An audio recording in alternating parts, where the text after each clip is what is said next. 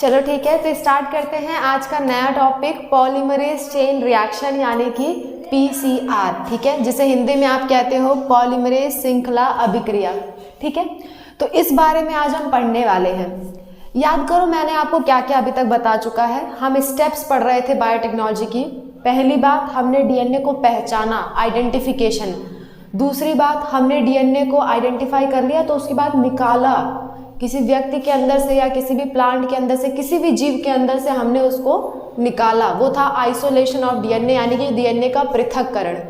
तीसरा पॉइंट हमने कर लिया था, उस डीएनए को हमने काटा था, ठीक है, कटिंग ऑफ डीएनए, और ये हमने काटा था एक एंजाइम की हेल्प से जिसे हम कहते हैं रिस्ट्रिक्शन एंडोन्यूक्लियेज। और उसमें भी हमने जो रिस्ट्रिक्शन एंडोन्यूक्लियेज यूज़ किया था वो था EcoR1, ठीक है, ये वाला एंडोन्यूक्लियस हमने यूज़ किया था, इस्तेमाल किया था, ठीक है, प्रतिबंधन एंडोन्यूक्लियस।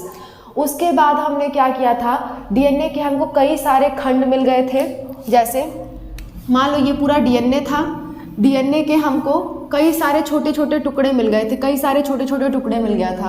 अब हमने इन टुकड़ों को अलग कर दिया था एक मेथड की हेल्प से जिसे हम कहते थे जेल इलेक्ट्रोफोरेसिस, ठीक है। जेल इलेक्ट्रोफोरेसिस की मेथड की हेल्प से हमने उन डीएनए के टुकड़ों को क्या कर दिया था, अलग कर दिया था, और हमने अपना वांछित डीएनए, डिजायर्ड डीएनए वहाँ से निकाल लिया था। अब हम उसे वेक्टर से चिपका करके आगे की प्रोसेस कर सकते हैं, लेकिन अगर मान लो हमारी एक्सपेरिमेंट में कोई गलती हो जाए तो हमें फिर से सारी की सारी स्टेप दोहरानी पड़ेगी।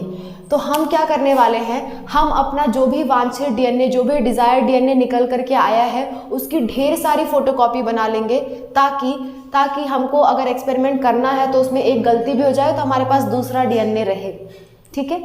तो हम क्या करेंगे, डिज़ायर्ड डीएनए की बहुत सारी कॉपी बनाएंगे, बहुत सारी कॉपी बनाएंगे, ठीक है, ताकि हमारे पास बहुत सारी फोटोकॉपी रहे, हम आराम से एक्सपेरिमेंट कर सके। गलती भी हो गया तो हमारे पास दूसरी कॉपी रहे एक्सपेरिमेंट करने के लिए। तो पीसीआर का काम यही है कि डिज़ायर्ड डीएनए की फोटोकॉपी बनाना, या बायोलॉजी की भाषा में बोलूँ तो सिर्फ कॉपी बनाना, ठीक है। तो पीसीआर पॉलीमरेज श्रृंखला अभिक्रिया, जिसे इंग्लिश में कहते हैं पॉलीमरेज चेन रिएक्शन, इसमें हम क्या करेंगे, जो हमारा डिज़ायर्ड डीएनए है उसकी फोटोकॉपी बनाएंगे, यानी बहुत सारी कॉपी बनाएंगे, ठीक है। तो इसका आप नाम नोट कर लो, फिर मैं आपको बताती हूँ पीसीआर में कौन कौन सी स्टेप हमें पढ़नी है। बहुत ही छोटा सा टॉपिक है, बहुत ही आसानी से आपको समझ में आ जाएगा, ठीक है। तो एक बार आप ये हेडिंग डाल लो, फिर हम आगे बढ़ रहे हैं।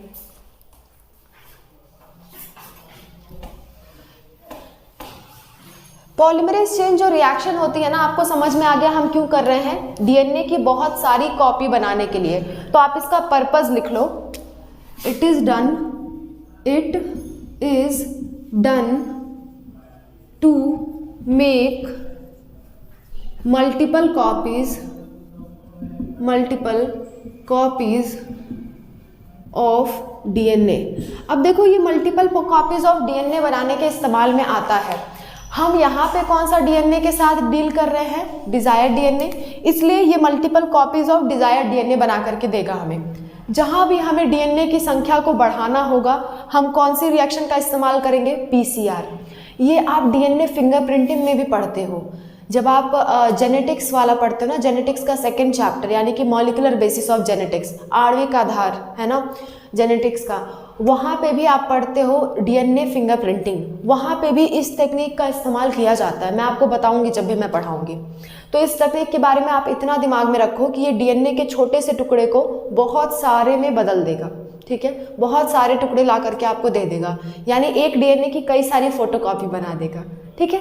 तो यही बात मैंने लिखी है, it is done to make multiple copies of DNA. मैं हिंदी में भी लिख देती हूँ, यह प्रक्रिया डीएनए की ढेर सारी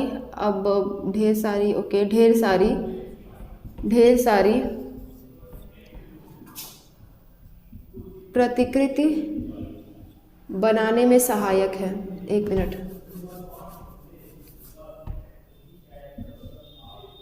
प्रतिकृति यानी कि कॉपी मैं कहना चाहती हूँ, प्रतिकृति नहीं होना चाहिए यहाँ पे वर्ड, आप कॉपी समझ लो। कॉपी मतलब ढेर सारा उसका नंबर बनाने के लिए सहायक है, कॉपी बनाने के लिए सहायक है। ठीक है, इसका काम क्या है, एक छोटे से डीएनए से कई सारे डीएनए बना लेना, बस इसका यही काम है पीसीआर का। अब हम बनाएंगे कैसे, वही हमको सीखना है। ठीक है, तो इतनी बातें नोट कर लो, फिर मैं बताऊंगी कौन कौन से स्टेप इसमें आते हैं। चलो नोट करें इतनी बातें।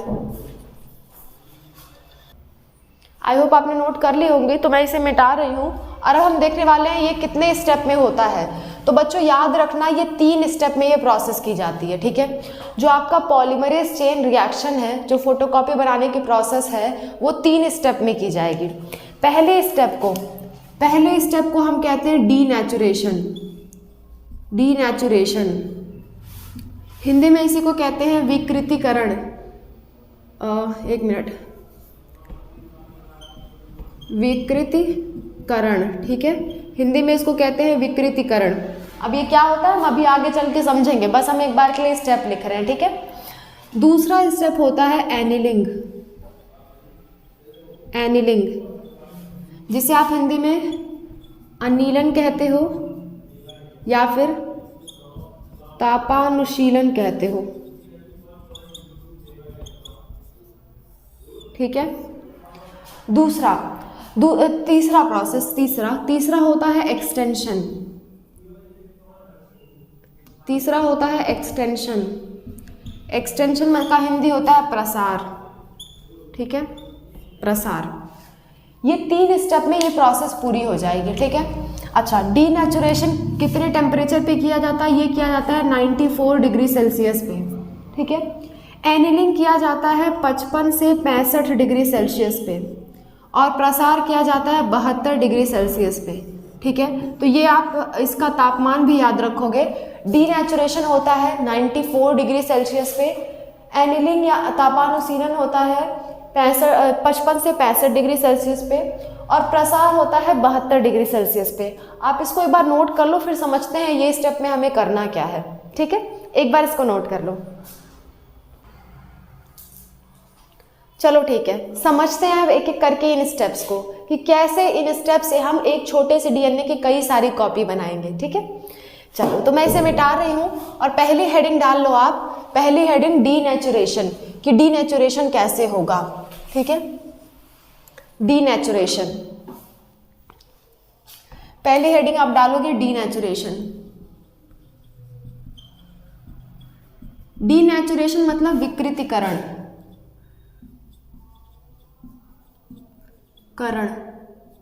इसका मतलब क्या होता है समझना। डीएनए हमारा कैसा होता है, डबल स्ट्रैंड होता है, 2 रज्जुक का बना होता है। देखो ये क्या है, ये हमारा डीएनए है। ठीक है, एक होता है 5 प्राइम से 3 प्राइम और एक होता है 3 प्राइम से 5 प्राइम। ये हमारा क्या है, डीएनए है। यहाँ से कुछ नाइट्रोजनस बेस, नाइट्रोजनी क्षार ऐसे लटके होते हैं। ठीक है, मान लो ये ए है, टी है, जी है, सी है, तो इसके उल्टा भी यहाँ पे लटका होगा। ठीक है, सी जी, तो ये दोनों आपस में बॉन्ड बनाए रहते हैं, ये दोनों चिपके रहते हैं एक दूसरे से। ये दोनों रज्जुक, ये दोनों स्ट्रैंड आपस में चिपके रहते हैं। तो हम क्या करेंगे, इसे बहुत ज़्यादा तापमान दे करके इन दोनों रज्जुकों को अलग करते हैं। डीनेचुरेशन मतलब ही यही होता है कि इसके दोनों रज्जुकों को, इसके दोनों स्ट्रैंड को हम क्या कर दें, अलग कर दें। ठीक है, तो इसमें आप एक लाइन लिखोगे, वह प्रक्रिया। आप एक लाइन लिखोगे, मेरे साथ साथ लिख लो आप। वह प्रक्रिया जिसमें डीएनए के दोनों रज्जुकों को अलग किया जाता है ऊष्मा देकर के, उस प्रोसेस को हम कहते हैं डीनेचुरेशन। ठीक है, तो मैं आपके लिए एक बार यहाँ पे लिख दे रही हूँ, आप उस चीज़ को नोट कर लो। ये अभी बनाने की ज़रूरत नहीं है, आप एक बार के लिए उसे नोट कर लो, फिर मैं इसके बाद की स्टेप आपके लिए बनाऊंगी, तब आप नोट करना इसे। ठीक है, तो डीनेचुरेशन का आप डेफिनेशन लिख लो। The process in which we separate two strands of a DNA। Hindi में कहूँ तो वह प्रक्रिया जिसमें डीएनए के दोनों रज्जुकों रज्जुकों को अलग किया जाता है,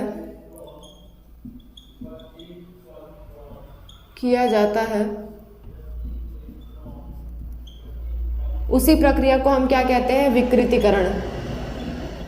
विकृतीकरण कहलाता है। ठीक है, यानी इस दोनों डीएनए को अलग करना ही क्या है? आपका डीनेचुरेशन है। और ये कैसे दिया जाता है? हीट दे करके। ये भी आप लाइन लिख लो, यह प्रक्रिया ऊष्मा प्रदान करके, ऊष्मा या हीट, ऊष्मा प्रदान करके संपूर्ण की जाती है।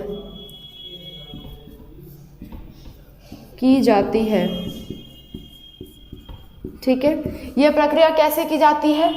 ऊष्मा प्रदान करके, यानी कि हीट को दे करके ये प्रोसेस कंप्लीट की जाती है। ठीक है, तो यही हमारा क्या है? डीनेचुरेशन, विकृतीकरण, यानी उसके आकार को बदल देना, उसको विकृति कर देना, यानी उसको एक तरह से अलग कर देना। ठीक है, डीनेचुरेशन ऑफ डीएनए इसी को कहते हैं हम। और ये हमारी पहली स्टेप है। और इसके लिए कितना टेम्परेचर हमको चाहिए? 94 डिग्री सेल्सियस टेम्परेचर चाहिए। ठीक है, तो इतनी बातें आप नोट कर लो, फिर मैं मिटा के बता रही हूँ ये कैसे होता है। इसको आपको प्रोसेस बनाना भी है, इसको आपको ये डायग्राम भी बनाना है। ये लिखने के बाद आप नीचे बनाओगे। ठीक है, और मैं इसे मिटा करके बाकी की बातें लिख रही हूँ आपके लिए। तो चलो, मैं इसे मिटा रही हूँ, आप इसे नोट कर लेना। देखो, अब आप इसी के नीचे जो आपने लिख लिया है उसके नीचे ये बनाना शुरू करोगे। ऐसे हमारा ये क्या है? मान लो ये हमारा क्या है? Desired DNA. डिजायर्ड डीएनए है ये हमारा। ठीक है, डिजायर्ड डीएनए, जिसे हिंदी में कहते हो आप, इसे हिंदी में कहते हो आप वांछित डीएनए। वांछित डीएनए, ये आपका वांछित डीएनए है। अब इसे आप क्या करोगे? आप इसे 94 डिग्री सेल्सियस, 94 डिग्री सेल्सियस पे क्या करोगे? हीट करोगे। बच्चों, ये सिंबल किसका होता है? हीट का होता है। ये जो ऐसे त्रिभुज बना दिया जाए, ट्रायंगल बना दिया जाए, गोला बनाना ज़रूरी नहीं है, ऐसे आप अगर इस पे ट्रायंगल बना दो तो इसका मतलब क्या होता है? हीट करना या ऊष्मा देना। ठीक है, कब तक हीट करोगे? 94 डिग्री सेल्सियस तक। तो ये दोनों रज्जु क्या हो जाएंगे? आपस में अलग हो जाएंगे। देखो, ये एक हो गया और ये दूसरा, दोनों अलग हो गए।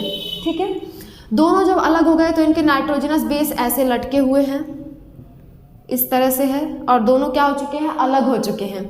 ये है आपका 5 प्राइम से 3 प्राइम, ये है 3 प्राइम से 5 प्राइम। अगर बच्चों आपको ये 5 प्राइम, 3 प्राइम, ये नाइट्रोजनस बेस समझ में नहीं आ रहा है तो इससे रिलेटेड मैंने आपके लिए एक वीडियो बना रखा है, डीएनए की प्रतिकृति, रेप्लिकेशन ऑफ डीएनए। उसको जा कर के आप देखो, वो आपके बोर्ड्स के प्लेलिस्ट में, जो बोर्ड्स के लिए इंपॉर्टेंट टॉपिक्स की हमने प्लेलिस्ट बना रखी है, उसका डिस्क्रिप्शन बॉक्स में आपको लिंक मिल जाएगा। बोर्ड्स प्रिपरेशन करके एक आपके टॉपिक मिल जाएगा, उसमें मैंने डीएनए की प्रतिकृति यानी रेप्लिकेशन ऑफ डीएनए पढ़ा रखा है। आप उसको जाके देखो, आपको समझ में आ जाएगा ये सारी चीज़ें क्या हैं। ठीक है, तो देखो इधर, डीनेचुरेशन मतलब क्या होता है? इन्हीं दोनों स्ट्रैंड को क्या कर देना? अलग कर देना। इसे हम क्या कह रहे हैं? स्ट्रैंड कह रहे हैं। स्ट्रैंड, डीएनए के धागे, जिसे हिंदी में आप कहते हो रज्जुक। ठीक है, तो इतनी बातें आप नोट करो, फिर हम आगे बढ़ते हैं। ये हो गई हमारी पहली स्टेप। ये पीसीआर की कौन सी स्टेप थी? पहली स्टेप थी, पहली स्टेप थी। अब हम दूसरी स्टेप देखेंगे, एनीलिंग क्या होती है। ठीक है, तो इसको आप एक बार के लिए नोट कर लो, जहां आपने डेफिनेशन लिखा है उसके जस्ट नीचे इसको बना लो। ठीक है, चलो।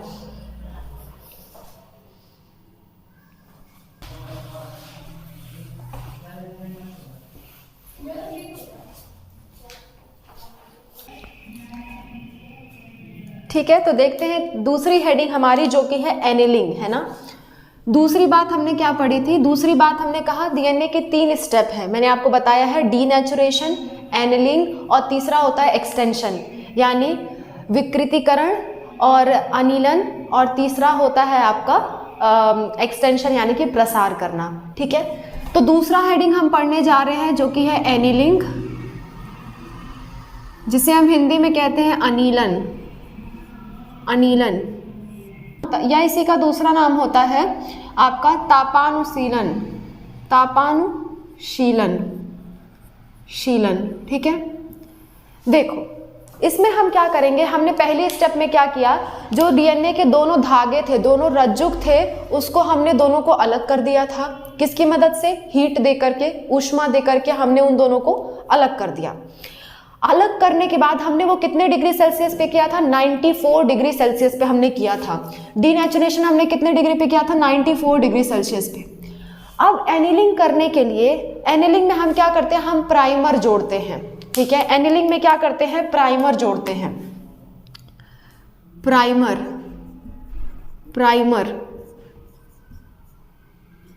प्राइमर्स ठीक है, प्राइमर्स जोड़ा जाता है,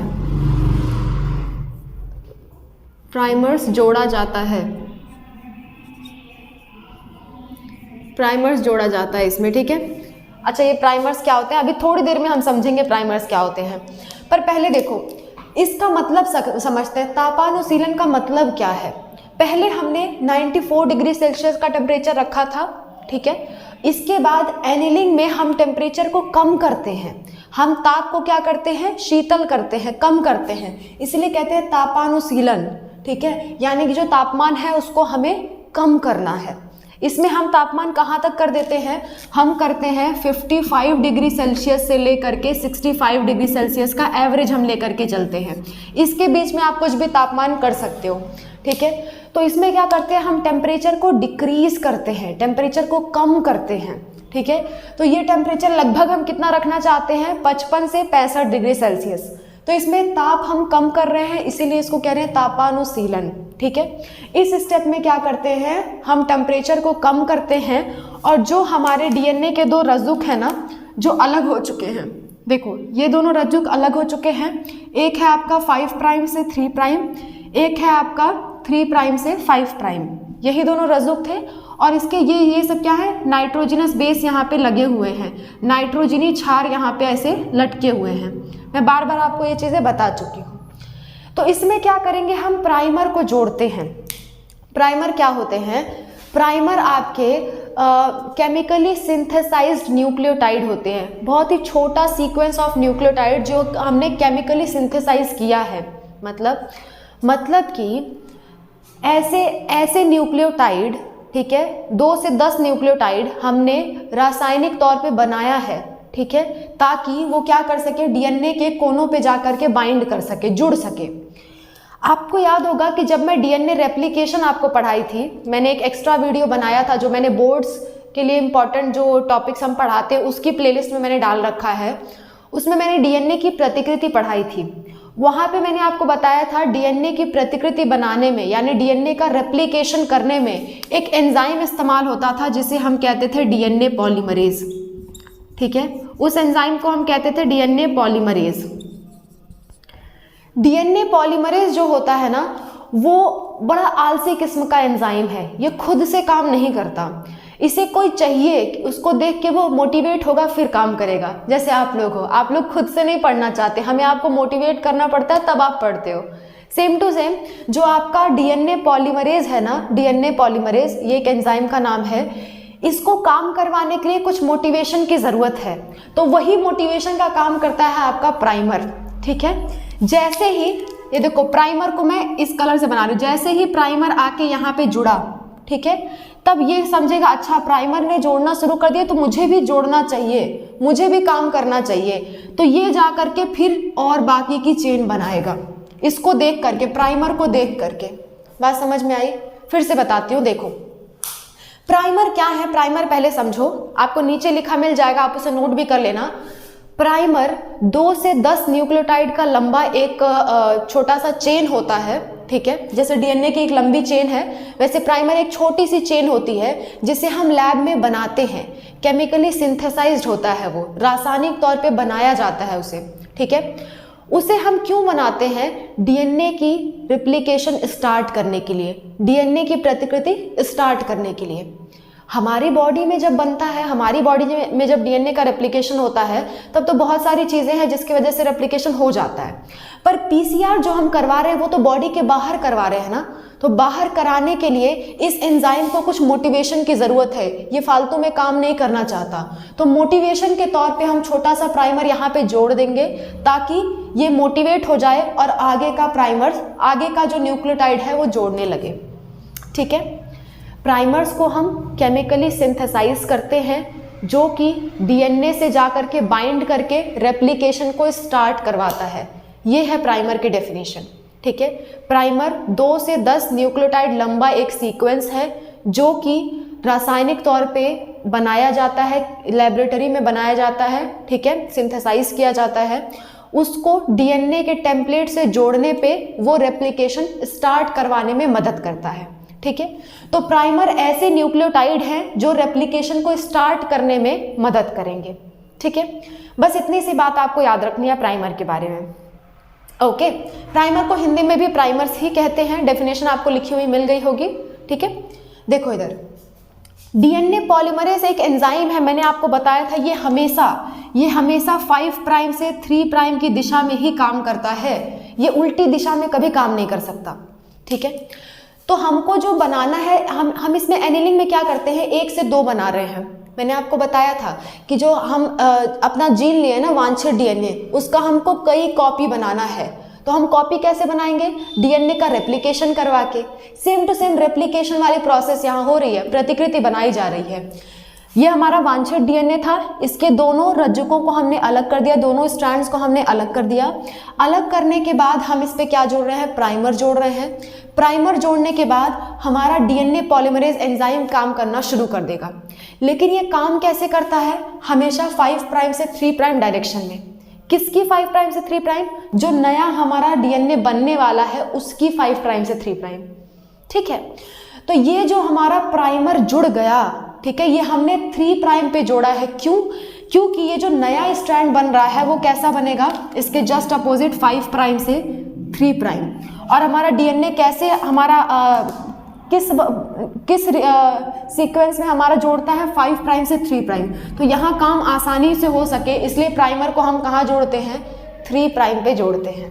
ठीक है, प्राइमर को हमेशा कहाँ जोड़ा जाता है, 3 प्राइम एंड पे जोड़ा जाता है। ठीक है, ऐसे ही इस वाले डीएनए के रज्जुक पे हम कहाँ जोड़ेंगे, यहाँ पे जोड़ेंगे प्राइमर को, यहाँ पे हम प्राइमर को जोड़ेंगे। ये जो लाल कलर से दिख रहा है ये क्या है आपका, ये है आपका प्राइमर, जो कि क्या करेगा, डीएनए के रेप्लिकेशन को स्टार्ट करवाएगा ताकि डीएनए पॉलीमरेज एंजाइम मोटिवेट होके बाकी का काम कर दे। ठीक है, तो इतनी सी बातें हैं, यही आपका क्या कहलाता है, एनिलिंग कहलाता है। प्राइमर को जोड़ना, कहाँ जोड़ना, 3 प्राइम पे, ताकि एक्सटेंशन यानी कि डीएनए का रेप्लिकेशन पूरा स्टार्ट हो सके। इसी प्रोसेस को हम कहते हैं एनिलिंग। और ये होता कब है, टेम्परेचर हमें इसमें कम करना पड़ता है तब जाके ये काम होता है। ठीक है, क्योंकि जो आपका डीएनए पॉलीमरेज एंजाइम है ना, उसको काम करने के लिए बहुत ही कम टेम्परेचर चाहिए। पर एक हमारे पास ऐसा डीएनए पॉलीमरेज एंजाइम होता है जो हाई टेम्परेचर में भी काम कर सकता है। हमारा बॉडी टेम्परेचर तो 37 डिग्री सेल्सियस है ना, नॉर्मली डीएनए पॉलीमरेज इसी टेम्परेचर पे ही काम करता है, बाकी किसी टेम्परेचर पे काम नहीं करता। तो हमारा यहाँ पे तो टेम्परेचर 55 से 65 डिग्री सेल्सियस है, तो यहाँ हमें एक स्पेशल टाइप का डीएनए पॉलीमरेज एंजाइम लेना पड़ता है जो कि यहाँ पे क्या कर सके, डीएनए की प्रतिकृति बनाने में हेल्प कर सके। ठीक है, तो वो स्पेशल टाइप के डीएनए पॉलीमरेज का नाम होता है tag polymerase. Tag polymerase DNA polymerase का एक टाइप है। डीएनए पॉलीमरेज कई सारे हो सकते हैं, उसमें से एक है टैग पॉलीमरेज जो हाई टेम्परेचर पे भी अपना काम अच्छे से कर सकता है। ठीक है, तो आप ये चीज़ लिख लेना, यहाँ पे जो हम एंजाइम यूज करेंगे वो डीएनए पॉलीमरेज का कौन सा होगा, टैग पॉलीमरेज, टैग पॉलीमरेज। ठीक है, टैग पॉलीमरेज ये एक तरह का क्या है, डीएनए पॉलीमरेज ही है जो कि क्या करने में मदद कर रहा है, डीएनए को वापस से बनाने में मदद कर रहा है। अच्छा देखो, ये जो पेरेंट वाला होता है ना, जो पैतृक रज्जुक होता है, उसे हम एक और नाम से जानते हैं। ये आपका क्या है, पैतृक रज्जुक है, पैतृक, या आप कह सकते हो पेरेंट डीएनए है, पेरेंट स्ट्रैंड है ना। इसको एक और नाम से जाना जाता है, इसको हम कहते हैं, इसको एक और नाम से जाता है, इसको हम कहते हैं टेम्पलेट। ठीक है, इंग्लिश में बोलूँ तो टेम्पलेट। ठीक है, तो ये दोनों जो आपको ब्लैक ब्लैक दिख रहे हैं वो क्या है, पैतृक रज्जुक है, यानी कि पेरेंटल स्ट्रैंड है, या फिर आप उसे कह सकते हो टेम्पलेट स्ट्रैंड है। ठीक है, तो आपके एनसीईआरटी में एक और शब्द आपको याद रखना है, टेम्पलेट, यानी कि जो पैतृक है जिसको हमने अलग किया था वही क्या है, आपका टेम्पलेट की तरह काम करता है। ठीक है, और यहाँ पे अब क्या जुड़ गया है, प्राइमर्स जुड़ गया है, और हमारी एनिलिंग की प्रोसेस कंप्लीट। एनिलिंग में बस हमें इतना सा करना था कि प्राइमर्स को जोड़ देना था, और कहाँ जोड़ना था, 3 प्राइम पे। ठीक है, तो एक बार के लिए मैं पॉइंट वाइज आपके लिए लिख दे रही हूँ कि एनिलिंग में हम करते क्या क्या है, आप उसको नोट कर लेना। उसके बाद हम थर्ड स्टेप देखते हैं जो कि हमारी लास्ट स्टेप है पीसीआर की। ओके, तो एक बार आप इसे रफली डायग्राम में नोट कर लो, उसके बाद मैं आपको पॉइंट वाइज लिखा देती हूँ मैंने क्या क्या समझाया। ओके, चलो इसे लिख लो एक बार।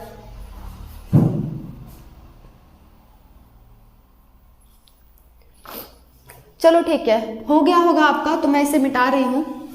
ठीक है,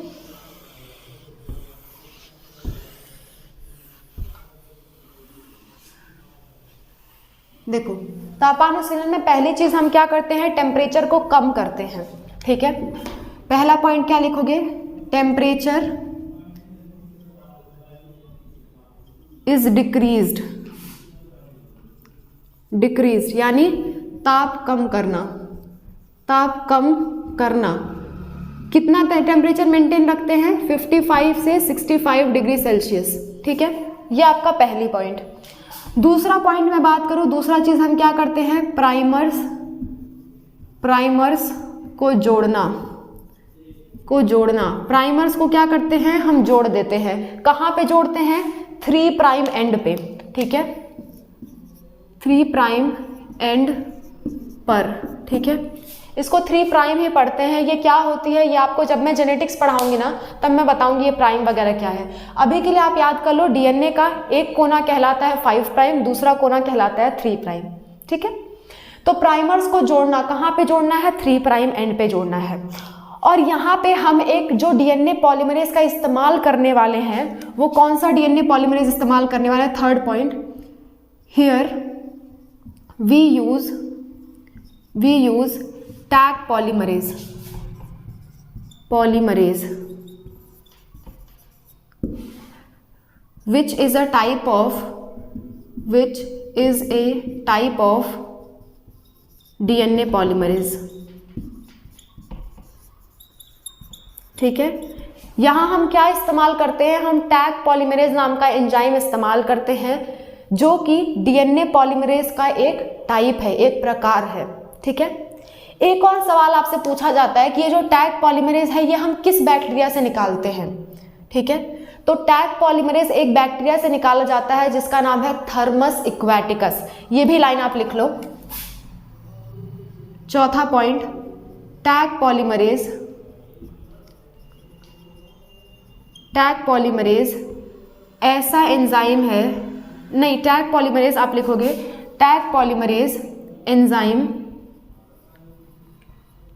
एक बैक्टीरिया, एक जीवाणु लिख दूं या बैक्टीरिया लिख दूं, एक बैक्टीरिया से निकाला जाता है, से निकाला जाता है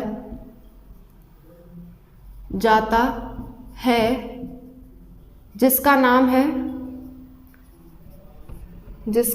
है यहाँ पे मैं लिख रही हूँ, उसका नाम क्या है, थर्मस इक्वेटिकस, थर्मस इक्वेटिकस।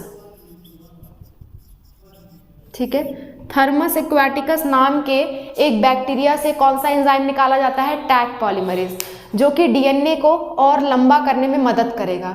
ये हम नेक्स्ट स्टेप में देखेंगे, एक्सटेंशन वाले स्टेप में, हमारी थर्ड स्टेप में। ठीक है, तो अभी के लिए डीएनए एनिलिंग में आपको इतनी स्टेप्स करनी है, तो एक बार इसको नोट कर लो सीक्वेंस वाइज, फिर हम थर्ड स्टेप देखते हैं जो कि हमारी है एक्सटेंशन। ठीक है, तो बस अब कुछ नहीं बचा है उसमें, अब बस क्या करेंगे, हम लंबा करेंगे उसको, दैट्स इट। ठीक है, तो चलो इसको नोट कर लो। ठीक है, आई होप आपने नोट कर लिया होगा। तो मैं इसे मिटा के थर्ड पॉइंट आपको समझाने जा रही हूं जो कि है एक्सटेंशन। ठीक है, जो कि है एक्सटेंशन। देखो इधर तीसरा पॉइंट क्या है, तीसरा पॉइंट है एक्सटेंशन, एक्सटेंशन। ठीक है, एक्सटेंशन का हिंदी होता है प्रसार, एक्सटेंशन को हिंदी में हम क्या कहते हैं? एक्सटेंशन को हिंदी में हम कहते हैं प्रसार। ठीक है, देखो इसमें क्या होगा, जो हमने दोनों रज्जुक लिए थे उसको हम अलग कर चुके थे, है ना। एक था 5 प्राइम से 3 प्राइम, दूसरा था 3 प्राइम से 5 प्राइम, और उस पर ये क्या लटके हुए थे? नाइट्रोजिनस बेस, यानी नाइट्रोजिनस क्षार लटके हुए थे, है ना। फिर हमने क्या कर दिया था? 3 प्राइम पे क्या जोड़ दिया था? 3 प्राइम पे हमने प्राइमर जोड़ दिया था, है ना। 3 प्राइम पे हमने क्या जोड़ दिया था? प्राइमर जोड़ दिया था। ये लाल वाला क्या है? ये प्राइमर है। ठीक है, 3 प्राइम पे हमने क्या जोड़ दिया है? प्राइमर जोड़ दिया है। अब इससे हमारा जो डीएनए पॉलीमरेज है, डीएनए पॉलीमरेज, कौन सा डीएनए पॉलीमरेज? टैग पॉलीमरेज, है ना, टैग पॉलीमरेज। टैग पॉलीमरेज क्या करेगा? टैग पॉलीमरेज ये बाकी की जो धागा रज्जुक है ना, वो उसको दोबारा से बना देगा। देखो ऐसे बाकी की रज्जुकों को दोबारा से बना देगा। तो हमने क्या कर दिया? इसको खींच करके लंबा कर दिया, इसका प्रसार कर दिया, या मैं कह दूं इसको एक्सटेंड कर दिया। इसीलिए इस प्रोसेस का नाम है एक्सटेंशन या प्रसार करना। ये जो हमारा इतना छोटा सा था, इसको प्रसार करके हमने बहुत बड़ा बना दिया। ठीक है, इसका जस्ट अपोजिट, जैसे मान लो यहाँ पे अगर ए था तो यहाँ पे हम टी वाला लाए होंगे, यहाँ पे अगर जी था तो यहाँ हमने सी लाया होगा। मैंने आपको बताया था ए के सामने हमेशा टी आता है और जी के सामने हमेशा क्या आता है? सी आता है। जी और सी 3 बॉन्ड से जुड़े होते हैं, 3 हाइड्रोजन बॉन्ड से, और ए और टी 2 हाइड्रोजन बॉन्ड से जुड़े होते हैं। ठीक है, तो ऐसे ही बराबर से देख देख के हमने क्या कर दिया? इसे लंबा कर दिया, इसका प्रसार कर दिया। इसी प्रोसेस को हम कहते हैं एक्सटेंशन। तो देखो पहले शुरुआत में हमारे पास एक था, हमारे पास एक क्या था? वांछित डीएनए था। अब हमारे पास कितने हो चुके हैं? 2 वांछित डीएनए। इसी प्रोसेस को बार बार रिपीट कर करके हम बहुत ज़्यादा कॉपी बना सकते हैं। हमें यही करना था ना, एक से कई सारी फोटोकॉपी बनानी थी, ताकि हमारे एक्सपेरिमेंट में अगर गलती हो जाए तो हम क्या कर सके? हम दूसरी कॉपी का इस्तेमाल कर सके। ठीक है, तो ऐसा कहा जाता है कि इसको अगर 30 चक्र इसका चलाया जाए, 30 साइकिल चलाया जाए तो 1 बिलियन टाइम्स ये बढ़ सकता है। 1 बिलियन टाइम्स ये बन सकता है। 30 चक्र अगर चलाया जाए तो 1 बिलियन होता है 10 की पावर 9, 10 की पावर 9 गुना ये बढ़ सकता है। जैसे मान लो हमने 1 लिया था तो 10 की पावर 9 गुना वो बढ़ जाएगा। बात समझ में आया? 10 की पावर 9 हमको फिर मिल जाएंगे अगर हम 30 साइकिल चलाएंगे। तो मैक्सिमम लगभग इतना तक हम लोग बढ़ा सकते हैं। इसको कहते हैं प्रवर्धन करना, यानी कि एम्पलीफाई करना, संख्या को बहुत ज़्यादा बढ़ा देना। इसको आपके एनसीईआरटी में लिखा हुआ है एक टर्म, प्रवर्धन। प्रवर्धन मतलब बढ़ाना या एम्पलीफाई करना, एम्पलीफाई। ठीक है, तो हमने क्या किया? पीसीआर में हमने डीएनए के दोनों रज्जुकों को, जो हमारा वांछित डीएनए था उसके दोनों रज्जुकों को अलग किया। अलग करने के बाद उसमें प्राइमर जोड़ दिया ताकि और लंबा उसका प्रसार हो सके। तो 1 से हमें 2 मिल गया। फिर उसके बाद हम जितनी चाहे कॉपी बना सकते हैं। मैक्सिमम कितना तक बना सकते हैं? 1 बिलियन तक हम उसको एम्पलीफाई कर सकते हैं, मतलब 1 बिलियन गुना बढ़ा सकते हैं। ठीक है, यही बढ़ाने की प्रोसेस क्या कहलाती है? आपकी प्रवर्धन या एम्पलीफाई करना, एम्पलीफिकेशन। ठीक है, तो यही आपका पूरा का पूरा पीसीआर है। ओके, तो इसमें आप एक बार इसको बना करके नोट कर लो, फिर मैं आपको बहुत अच्छे से समराइज कर देती हूँ ताकि ये टॉपिक आपका पूरा क्रिस्टल क्लियर हो जाए। ठीक है, तो चलो एक बार इसे बना लो। एक्सटेंशन में हम क्या करते हैं? डीएनए पॉलीमरेज इस चेन को और लंबा कर देता है। ठीक है, जो आपका डीएनए का चेन है, ये नई वाली चेन है, इसको और लंबा कर देता है। ठीक है, बस इतना सा काम है एक्सटेंशन में। तो चलो इसको नोट कर लो एक बार, फिर हम आगे बढ़ते हैं।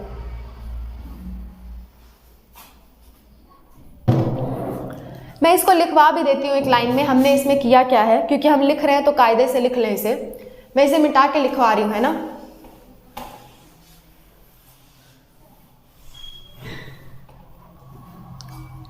इसमें लिखो आप, in this step we extend the new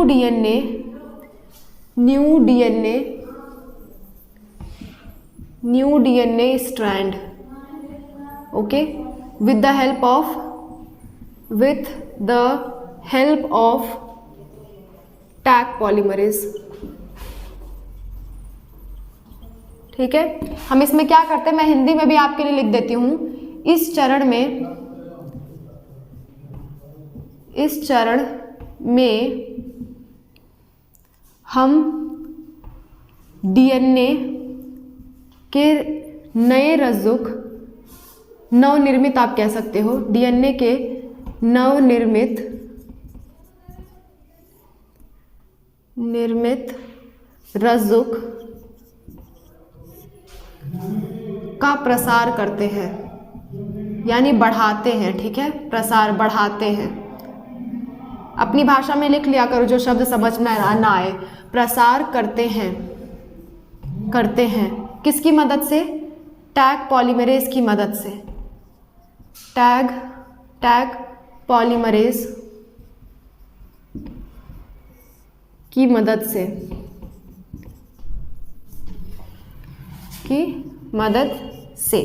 ठीक है, यही चीज आपका क्या है, यही आपका पूरा का पूरा पीसीआर है।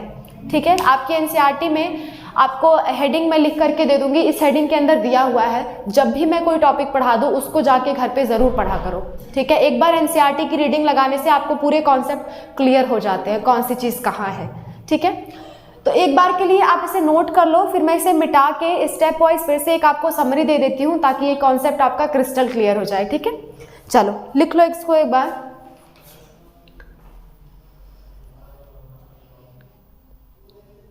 आई होप आपको समझ में आ गया होगा, तो मैं इसे मिटा रही हूं। ठीक है, देखो पीसीआर में हम क्या करते हैं, वंस अगेन हम देखते हैं।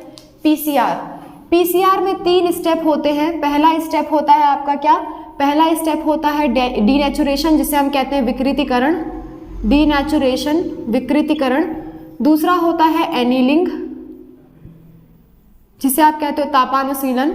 तीसरा स्टेप होता है एक्सटेंशन, जिसे आप कहते हो प्रसार, एक्सटेंशन।